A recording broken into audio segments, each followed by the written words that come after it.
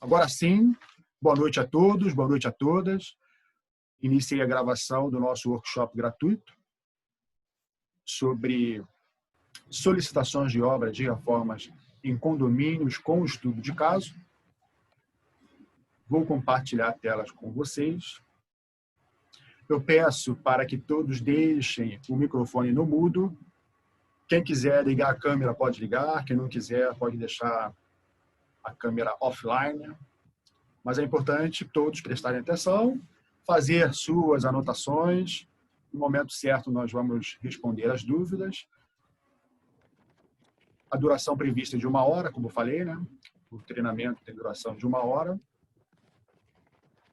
E vamos começar.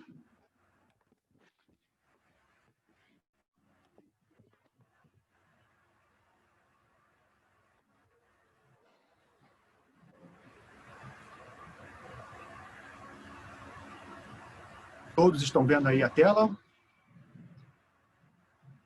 Workshop gratuito. Não, tá preta a tela, Gabriel. Agora foi. Agora foi. Valeu, Gustavo. Perfeito. Esse aí, treinamento novo, slide novo, tá certo? Nosso treinamento gratuito, estudo de casos, solicitação de obras de reforma em condomínios. Esse sou eu, Gabriel Aguilar. Eu sou engenheiro civil, atuo como consultor condominial dentro do ramo engenharia condominial, que nesses últimos meses ganhou repercussão diante das lives, diante dos treinamentos que estão sendo realizados em todo o país. E esse é um segmento que eu já atuo já tem alguns anos. E que bom que estamos tendo acesso a essa informação, porque assim novas edificações podem se tornar mais seguras, tendo aí um acompanhamento técnico de um engenheiro ou um arquiteto, né? Essa é a minha rede social, né? No Facebook, no Instagram. No Instagram eu posto algumas coisas sobre o meu trabalho. Se você já me segue, depois dá um like, uma curtida lá. E quem quiser seguir, fica à vontade. Tá bom? O conteúdo de hoje, vou dar uma breve introdução sobre a origem e os principais pontos, bem resumidamente, da norma técnica 16.280, que versa sobre a gestão das obras de reforma, principalmente dentro das edificações, dentro do condomínio. E, como falei, na metade da apresentação, na metade do treinamento, vou comentar 5 estudos de caso, 5 solicitações mais recorrentes dentro do condomínio, que podemos avaliar e evitar que alterações inadequadas causem um desgaste prematuro ou até ponham em risco a segurança da edificação. Então, vou começar aqui falando sobre a origem. A origem da norma técnica começou após o desabamento, a ruína do edifício Liberdade, aqui no Rio de Janeiro, em meados de 2012. É um caso que teve grande repercussão. É um caso que eu sempre cito nas apresentações, nos treinamentos em que eu ministro, porque foi emblemático, né? Eu tenho amigos que, infelizmente, conheciam, tinham até amizades, né? E até parentes que faleceram decorrente desse acidente, e realmente marcou não só o Rio de Janeiro, mas teve repercussão no nosso país. E o que aconteceu? Inúmeras alterações ao longo do tempo foram ocorrendo sem controle, sem acompanhamento técnico. E aí, num determinado ponto, houve o colapso da estrutura. Aqui à direita possui alguns apontamentos, como alterações no nó do pavimento, alterações ali, acréscimo de janela por volta ali do 18º pavimento, os escombros daquela região, na Avenida 13 de Março, os 3 prédios que ruíram, embora tenha dado ênfase no edifício Liberdade. O edifício Liberdade era o maior, mas existiam 2 menores, que estão ali em destaque em amarelo e em azul. Certo? Aqui um detalhe mais próximo.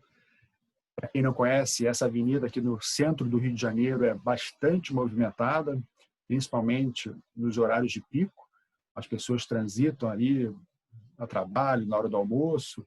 O acidente ocorreu à noite, o que foi uma tragédia menor do que se fosse acontecida durante o dia, né?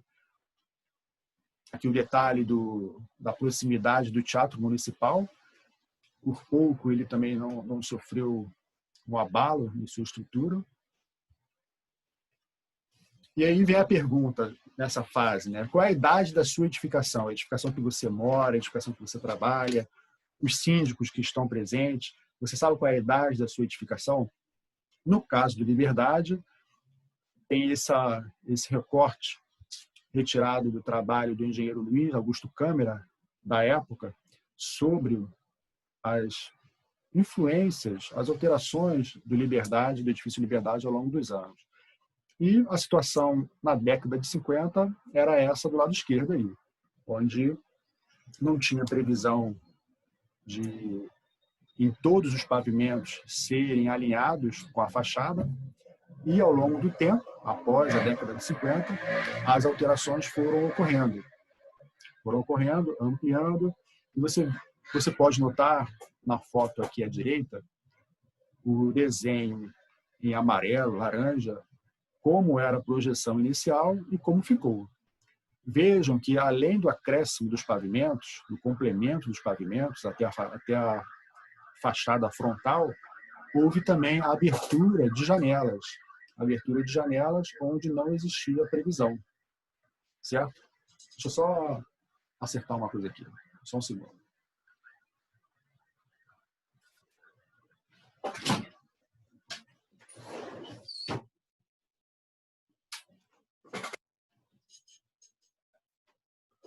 Bom, voltei. Vamos lá. Então, foram duas alterações destacadas no trabalho desse engenheiro que eu gostei de recortar e trazer aqui para vocês, para quem não tem conhecimento. Avançando aqui, qual foi o impacto, né? Qual é o impacto de acréscimo de carga em um edifício? No caso do Liberdade, dentro do mesmo trabalho que eu comentei, tem essa ilustração muito didática que eu fiz questão de trazer para vocês. Notem que as setinhas amarelas menores são as cargas projetadas, digamos assim, para a estrutura suportar e trabalhar ao longo do tempo. Com o acréscimo das coberturas, dos pavimentos, dos últimos pavimentos, notem que o autor inseriu uma seta vermelha, bem em destaque aí no topo, que representa toda aquela carga adicional, ou seja, um peso maior na estrutura. E o que acontece? Quando há um peso maior, a distribuição dessa carga tem que continuar ocorrendo, né? Então, os esforços começam a ficar maiores. Então, de uma forma bem didática, dá para perceber umas setinhas amarelas mais gordinhas, onde começa-se a ter um peso maior naquele pilar, naquela viga, naquela região.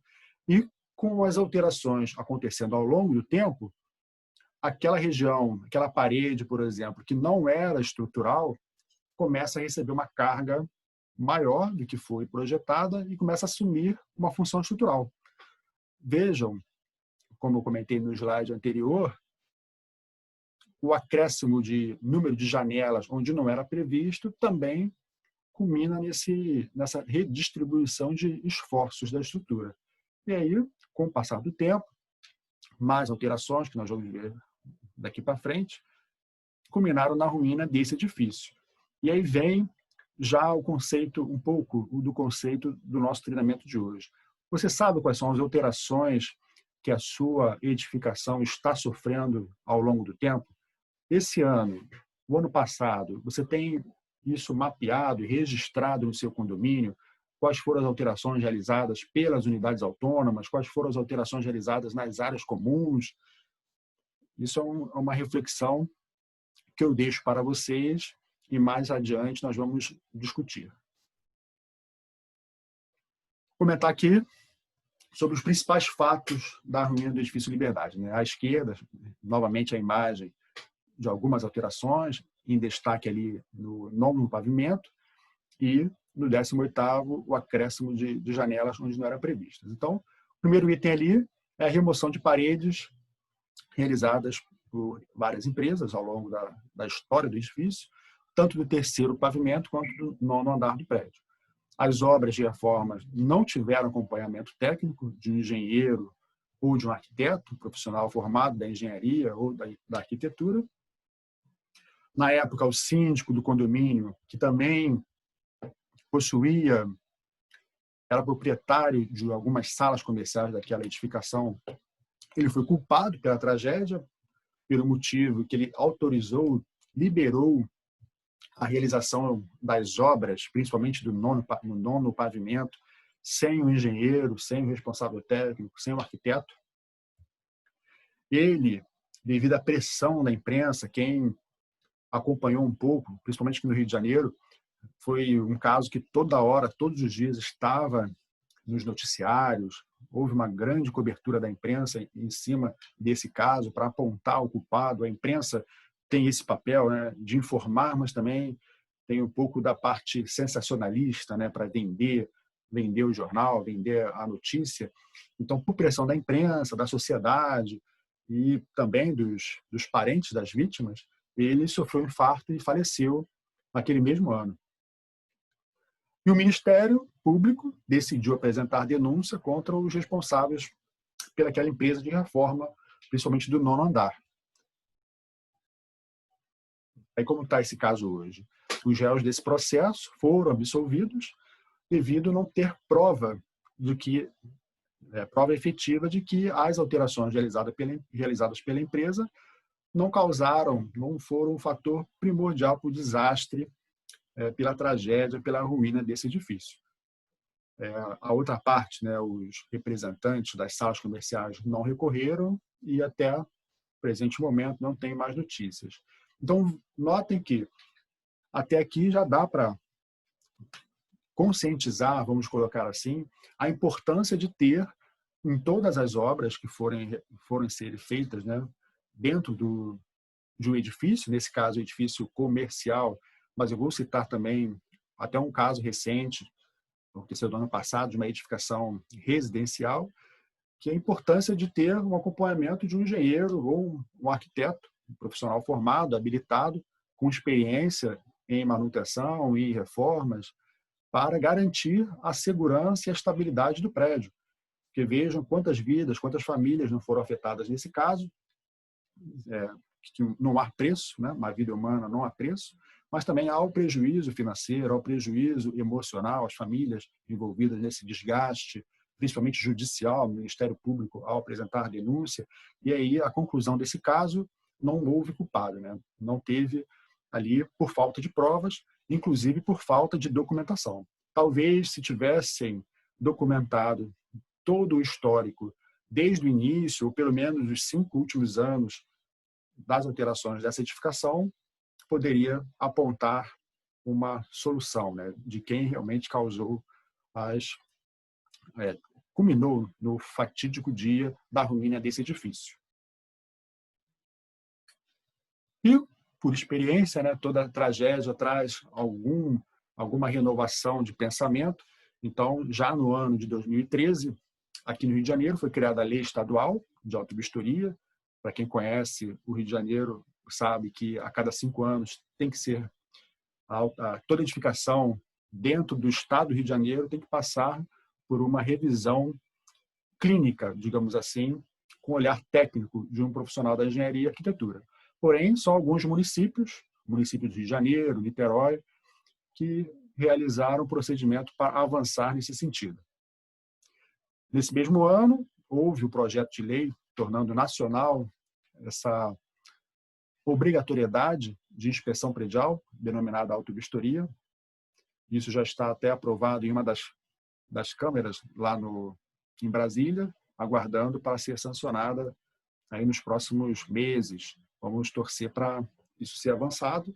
Inclusive, esse ano, falando de inspeção predial, eu vou comentar mais à frente, tivemos aí a publicação pela norma da ABNT, a 16747, uma norma que versa só sobre a inspeção predial. Mas o nosso assunto aqui no momento é a publicação em 2014 dessa norma de sistema de gestão de reformas, a 16.280. Vamos comentar sobre ela. Só para comentar um caso recente, um caso semelhante, que foi em 2019, que essa semana, mais uma vez, foi noticiado, o caso Andréa, do edifício Andréa, onde, numa análise pelas fotos da época, percebe-se que alguns pilares do estacionamento, dá para perceber que estamos no estacionamento, olhando pelas marcações, preto e amarelo, e tem um veículo ali atrás dos pilares, que já possui alguns vícios construtivos, né? O reboco descolando, fissuras, rachaduras, e o mais grave, na próxima imagem, que são essas duas aí, onde já apresenta o estado avançado de corrosão da armadura, o reboco totalmente solto, no pilar da direita já com plástico azul protegendo, entre aspas, ou escondendo essa armadura corroída, onde nitidamente o concreto armado, que é com aço, tornou-se aí totalmente sem função, né? Todos os esforços que estavam sendo absorvidos por esse pilar, devido a essa imagem, podemos concluir que estava sendo direcionada para algum outro ponto, né? Toda aquela carga projetada para ser absorvida por esse pilar foi dimensionada para algum outro ponto da edificação. E aí o que aconteceu? Mais uma ruína, né? Uma ruína, e essa semana a juíza, saiu nos noticiários, a juíza manteve a decisão em que os engenheiros que fizeram, inicialmente, foram contratados para fazer a reforma daqueles pilares, eles vão responder agora por homicídio. Ela manteve a decisão, essa semana foi noticiado, o link, vocês vão receber o link da reportagem, onde até possui a reportagem desde o início do ano de 2019, inclusive incluíram na sentença o pedreiro, né, que estava como equipe trabalhando junto com esses engenheiros. Então, serve de alerta aí para todos os profissionais de engenharia e arquitetura, ao realizarem um acompanhamento técnico, não subdimensionar o seu valor, porque sem entrar no mérito, sem querer julgar, quem vai julgar, nesse caso do edifício Andréa, vão ser os jurados nessa questão. Mas serve de alerta para todos os profissionais de engenharia e arquitetura seguir as recomendações das normas regulamentadoras, das normas técnicas da ABNT, cobrar o valor justo e não, por algum motivo, não fazer um preço muito baixo e colocar em xeque a qualidade do serviço. Porque quando acontece uma tragédia, são vidas que se perdem, além do desgaste emocional, né? Eu não imagino, na verdade, como está a cabeça, a mente dos envolvidos, né? Respondendo esse processo, algo realmente bem desgastante.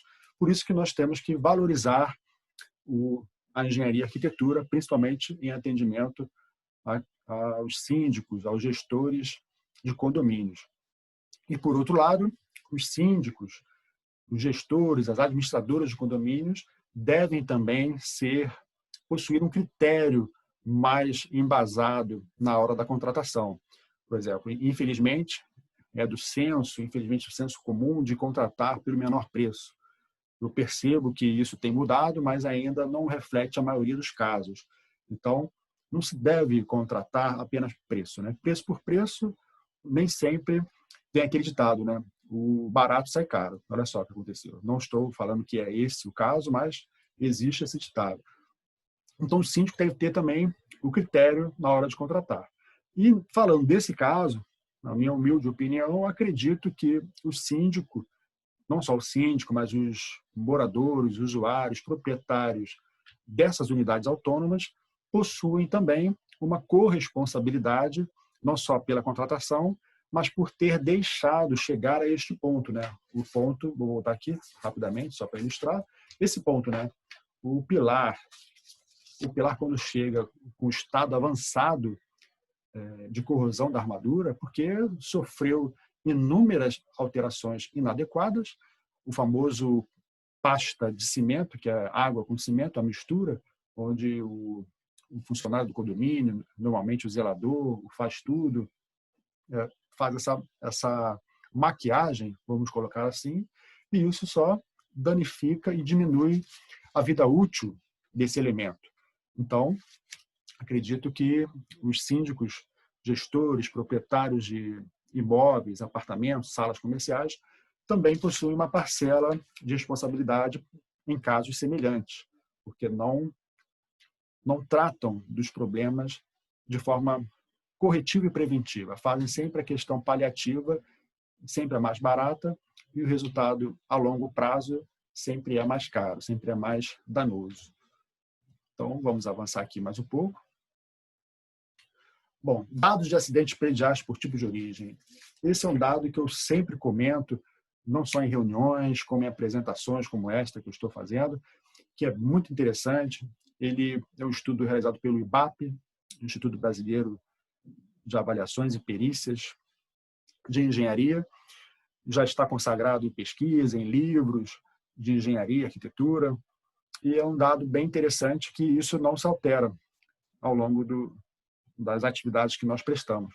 Pelo contrário, nós percebemos que quanto mais antiga é a edificação, maior é o número de falhas de manutenção e de uso. Nesse dado aqui, como está na tela para vocês, a cada 100 casos, 66% deles, ou seja, 66 edificações, apresentam algum tipo de falha na manutenção. Como, por exemplo, nos slides anteriores, aquele pilar lá com a corrosão da armadura totalmente exposta, apresenta ali um indício claro que houve uma falha na manutenção, no tratamento daquela fissura que desplacou o reboco, colocou a armadura exposta e aí veio um tratamento ineficiente. Por outro lado, 34% dos casos versam sobre anomalias construtivas, erros de projeto, erros de execução. Um dado interessante em construções mais recentes que eu falo é de 5 a 10 anos, principalmente iniciadas pelo programa do governo Minha Casa Minha Vida, pela velocidade, tipo de construção, esse índice é até um pouco maior para esses casos de construções novas. Há um índice maior devido a ou erros de projeto ou erros de execução.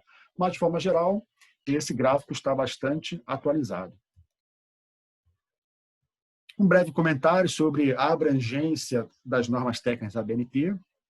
O CDC, para quem não conhece, o Código de Defesa do Consumidor, ele versa justamente sobre a obrigatoriedade na norma. O artigo 39, ele proíbe todos os fornecedores de serviço, ou seja, os engenheiros, arquitetos, são fornecedores do condomínio, então ele proíbe toda a prestação de serviço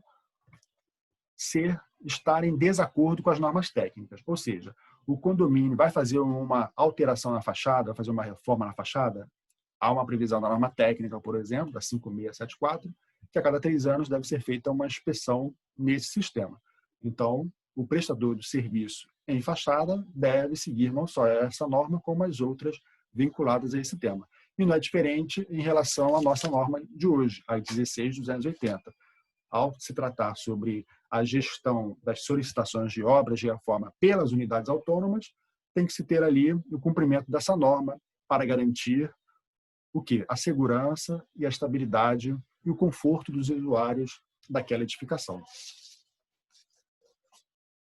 Vou citar agora as principais normas.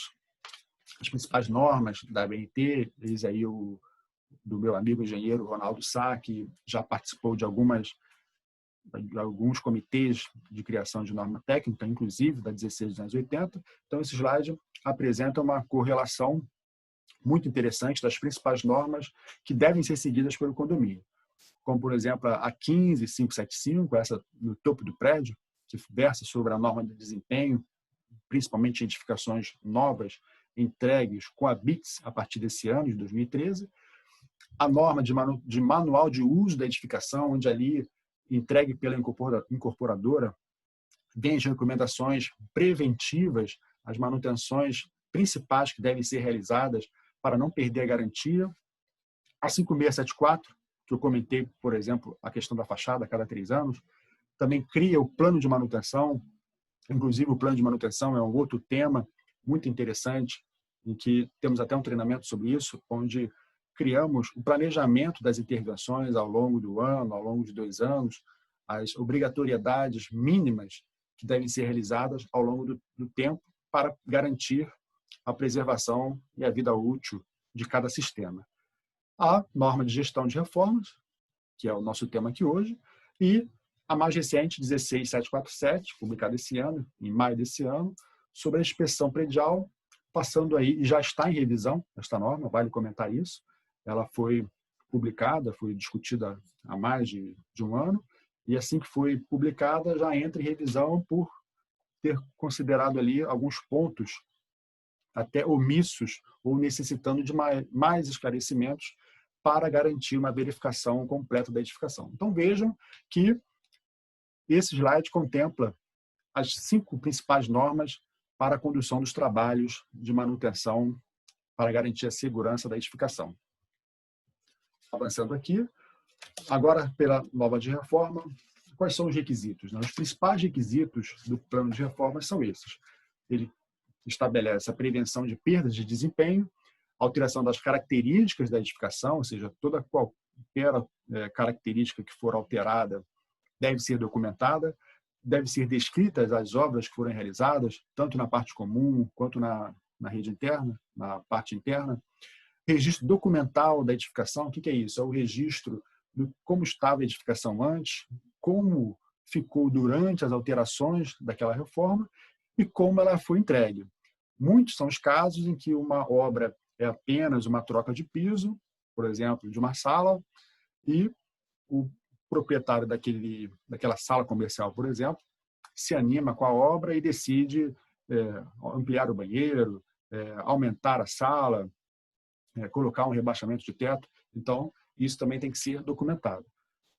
E um dos itens mais importantes, ter uma supervisão técnica das obras de reforma, por um profissional habilitado em engenharia ou arquitetura. Vou comentar aqui um pouco sobre a responsabilidade dos síndicos, né? Quem é síndico já sabe, mas muitos profissionais de engenharia não sabem dessa responsabilidade. O síndico, ele é o gestor do condomínio e é o responsável legal pela edificação. De acordo com o Código Civil, o 1348, olha o que ele estabelece: diligenciar a conservação e a guarda das partes comuns e zelar pela prestação de serviços que interessem aos possuidores. Essa é uma atribuição do síndico. Então, conservar e guardar as partes comuns, zelando pela prestação dos serviços, compete ao síndico contratar os profissionais legalmente habilitados. E por força do Código de Defesa do Consumidor, que nós comentamos, deve seguir as normas técnicas da ABNT. Seguindo aqui, portanto, compete a ele, o síndico, toda a análise do processo do plano de reformas, desde a solicitação da obra, a gestão dos materiais que estão entrando no condomínio, o controle da saída dos resíduos da obra e a conclusão do plano de reformas com o responsável técnico elaborando a anotação de responsabilidade técnica, ART ou o RRT. Lembrando, claro, que devem estar legalmente habilitados no CREA, Conselho Regional de Engenharia e Arquitetura, ou no CAL, que é o Conselho dos Arquitetos. Avançando aqui, bom,